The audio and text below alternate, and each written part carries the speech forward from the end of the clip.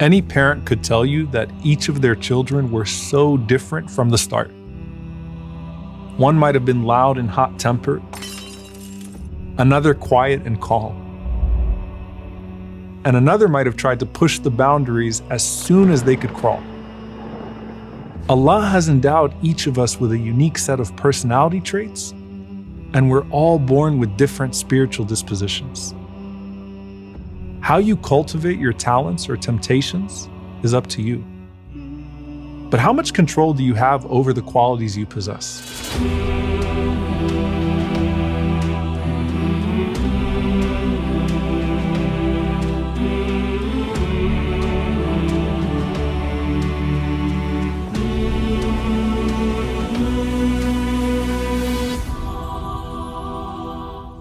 كل يعمل على شاكلته. Everyone acts according to their nature. Everyone is born with the nature Allah created them upon.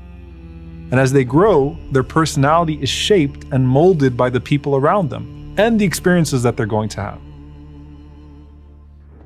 So, for example, what was it like the first time you went into the masjid? And how did all those people receive you? Were you met with smiles and warmth, or were you publicly scolded for being disruptive? These early experiences are going to dictate how comfortable you feel in large crowds. And more importantly, how comfortable you feel in the masjid. How was the prayer introduced to you? Was it introduced to you as a burden or a blessing? Did your parents teach you why you pray and then positively affirm you after you prayed? Or did you feel like it was forced on you with no explanation and then you were just disciplined if you failed? In many cases, your parents are the first window into the reality of Islam in all of its aspects.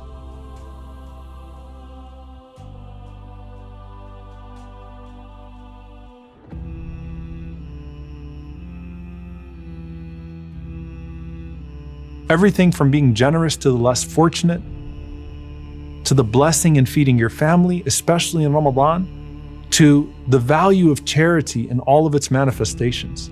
Abdullah ibn Umar radiallahu ta'ala anhuma would not have a meal at his home without an orphan at the table. And he said that was directly tied to what he learned from his father about the importance of feeding the orphans. But some things are not influenced by anyone, and you just find yourself naturally drawn to them. Some children are extroverts and they thrive in large groups. And some children grow up introverted, enjoying their own inner world with their idea of fun being engrossed in a book, but hopefully not social media apps. Some kids can find discipline and responsibility to be hard. Other kids grow up being responsible and independent for their age. Some kids hate doing chores. Other kids love the idea of being helpful to their family. But it's not only the positive things that get imprinted onto us.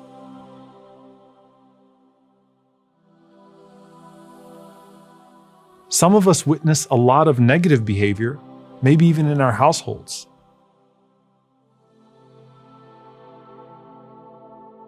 As a child, seeing your parents argue can shake your world, and you can end up internalizing the way that they dealt with their emotions.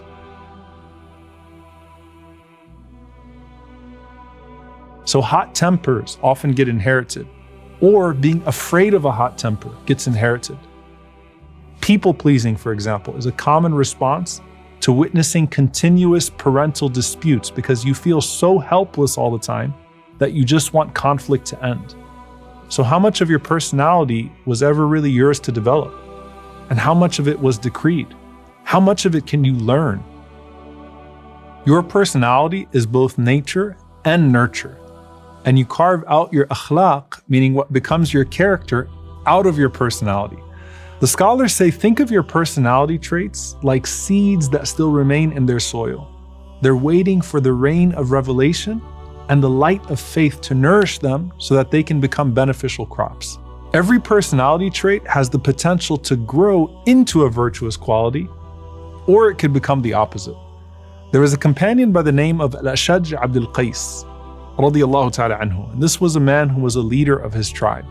And so when his tribe came to see the Prophet sallallahu alaihi wasallam, they were so excited that they left everything behind. Camels were untied, things were all over the place.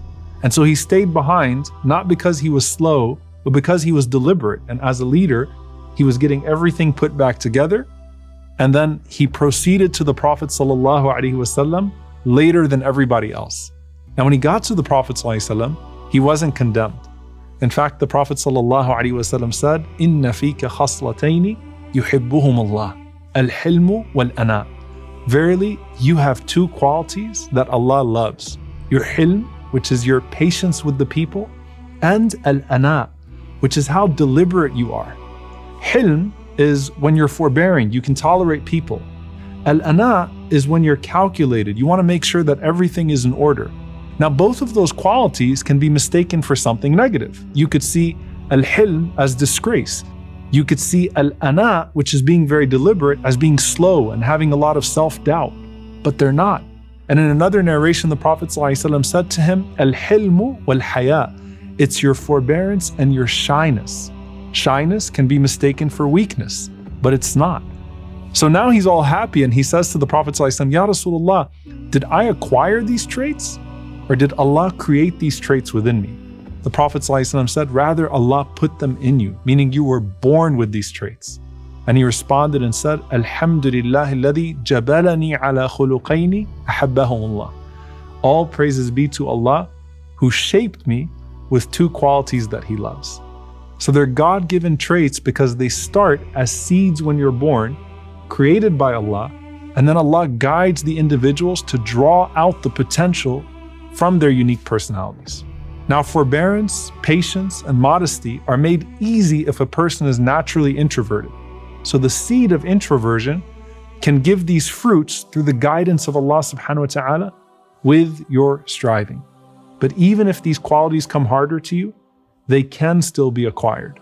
That's why Allah subhanahu wa ta'ala says, وَالَّذِينَ جَاهَدُوا فِينَا لَنَهْدِيَنَّهُمْ سُبُلَنَا. Those who strive in our path, we will guide them to our ways. And that's why the Prophet ﷺ said, إِنَّمَا الْعِلْمُ بِالتَّعَلُّمِ وَإِنَّمَا الْحِلْمُ بِالتَّحَلُّمِ. Knowledge is through seeking knowledge, and likewise, forbearance is through practicing forbearance. How many people have you seen unlearn a bad temper? It's difficult, but the Prophet ﷺ says it is possible. And if you could learn forbearance and unlearn a bad temper, you can learn any good quality and unlearn any bad quality. And the reward is simply going to be greater for you because you had to strive harder to get to that station. حسن الأعمال نتائج حسن الأحوال وحسن الأحوال من التحقق في مقامات الإنزال.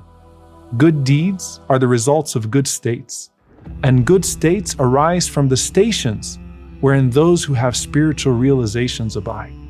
You cultivate your potential by undoing even the worst of qualities and turning them into good ones. Instead of arrogance, you convert strength into courage.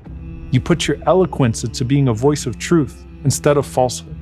The same things that made some of the Sahaba horrible enemies of Islam made them the greatest forebearers of Islam once they became Muslim and governed their traits with taqwa. The Prophet ﷺ said, people are like precious stones. The best of you in Jahiliyyah are the best of you in Islam if you have understanding and faith. And just like how it's sunnah to eat from what's closest to you, we run to Allah with the qualities that are closest to our personalities. And then just as we eventually move away further in the plate, we start to expand our personalities to focus on gaining those qualities that might not be easy, but they are beloved to Allah subhanahu wa ta'ala. And so they've become beloved to us. We become inspired by our friends and our families to expand our personalities, to try new things, to build new strengths and new talents. And when we have conversations and share moments together, we learn more about each other and expand our horizon. And while personality is the driving force behind your journey to Allah, it isn't the only factor that determines your life path. Your health and your illness and your physical abilities or your disabilities might just push you in directions you didn't expect.